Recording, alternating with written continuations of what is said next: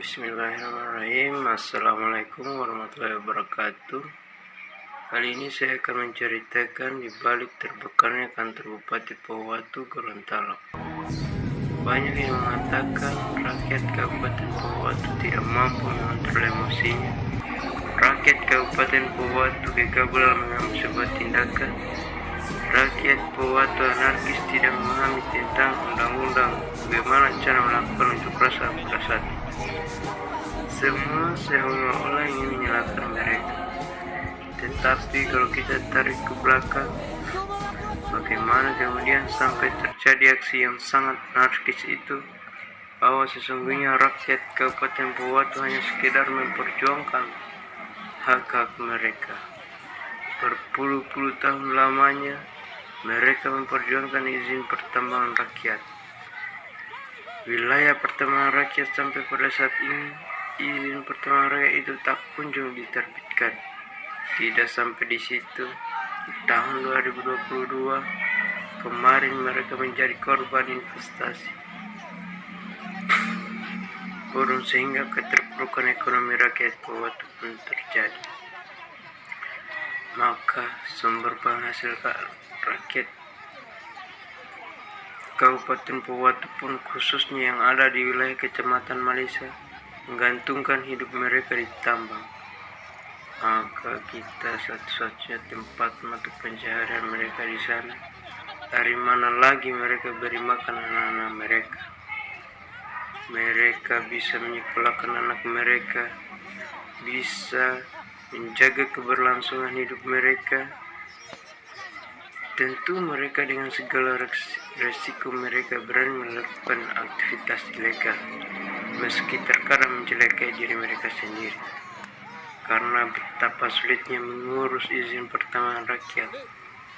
Berpuluh-puluh tahun mereka memperjuangkan itu, mulai dari demonstrasi telah mereka laksanakan. Berulang kali tapi mereka dapat mengenai izin pertambangan rakyat hanyalah janji belaka. Sehingga mereka berani melakukan aktivitas-aktivitas ilegal yang melanggar ketentuan undang-undang, yang bisa memenjarakan mereka. Bahkan tidak jarang aktivitas-aktivitas ilegal itu mencelakai diri mereka sendiri, tapi mereka laksanakan demi keberlangsungan hidup. Tidak sampai di situ, mereka sudah tidak mendapatkan izin pertambangan rakyat, justru kemudian tanah mereka diklaim masuk dalam wilayah posesi perusahaan, sehingganya tanah itu harus dikelola sumber daya alam yang ada di dalamnya. Dalam hal ini, emas menjadi hak daripada tambang perusahaan tambang emas yang ada di Kabupaten Pohuwatu. Tetapi dalam hal itu rakyat Kabupaten Pohuwatu tidak membantah sumber daya alam kami. Ini mengambillah peninggalan leluhur kami, ini ambillah tanah kami ini yang menjadi satu-satunya tempat mata pencaharian kami. Ini kalau itu masuk dalam wilayah konsepsi perusahaan. Tapi satu yang kami minta, tolong berikan kami ganti rugi, biar kami memiliki alternatif untuk melanjutkan kehidupan kami, menyekolahkan anak-anak kami, bisa mendapatkan mata pencaharian di luar tambang. Sudah diambil oleh perusahaan, sudah diklaim, sudah masuk di dalam konsesi perusahaan. Terjadilah sebuah kesepakatan bahwa perusahaan memberikan santunan berupa ganti rugi. Berbulan-bulan lamanya menunggu mereka, hanya mendapatkan janji-janji dan janji. Capailah rakyat tempat mata pencaharian mereka sudah tidak ada. Entah kemana lagi mereka harus mengadu ke pemerintah. Sudah bupati, sudah ke DPR, sudah ke polisi, sudah ke semuanya, sudah, sehingga mereka mendapatkan titik buntu dan memaksakan diri mereka untuk melakukan aksi-aksi anarkis. dengan harapan nawa cinta mereka bisa terwujud, dan apa yang terjadi adalah luapan emosi dari panjangnya sabar yang dijaga oleh rakyat Pohuwatu. Rakyat Kabupaten Pohuwatu adalah rakyat yang cinta damai.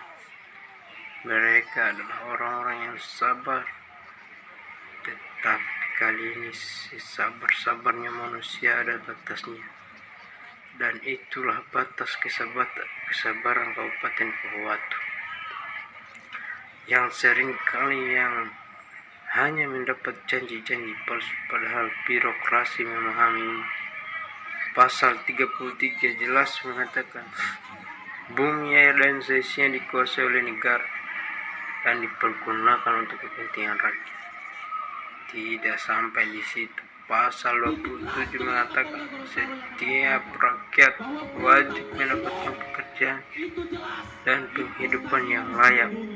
Tidak sampai di situ, di pasal 34 juga mengatakan bahwa fakir, miskin, dan anak terlantar dipelihara oleh negara. Kalau birokrasi melihat undang-undang itu bahwa nawa cipta konstitusi dengan berdirinya negara adalah mensejahteraan masyarakat, ada hajat hidup rakyat sengsara yang kemudian harus disejahterakan, maka terbentuk Negara Kesatuan Republik Indonesia.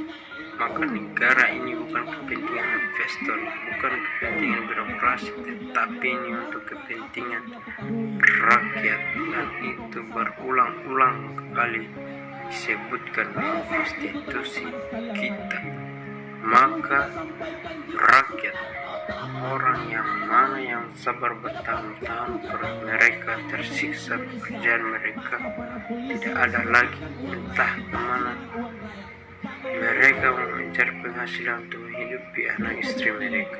Mereka sudah mengadu kemana tapi mereka dapatkan hanyalah janji palsu. Maka kemarahan itu meluap, emosi itu membludak, terjadilah aksi-aksi anarkis. Bagi saya sebagai manusia biasa, apa yang terjadi patut diambil sebagai pelajaran bahwa sabar-sabar manusia pasti ada batasnya. Maka semua ini harus kita tanggapi dengan bijaksana. Inilah cerita di balik terbakarnya kantor bupati Kabupaten Pohuwatu. Terima kasih. Sekian. Wassalamualaikum warahmatullahi wabarakatuh.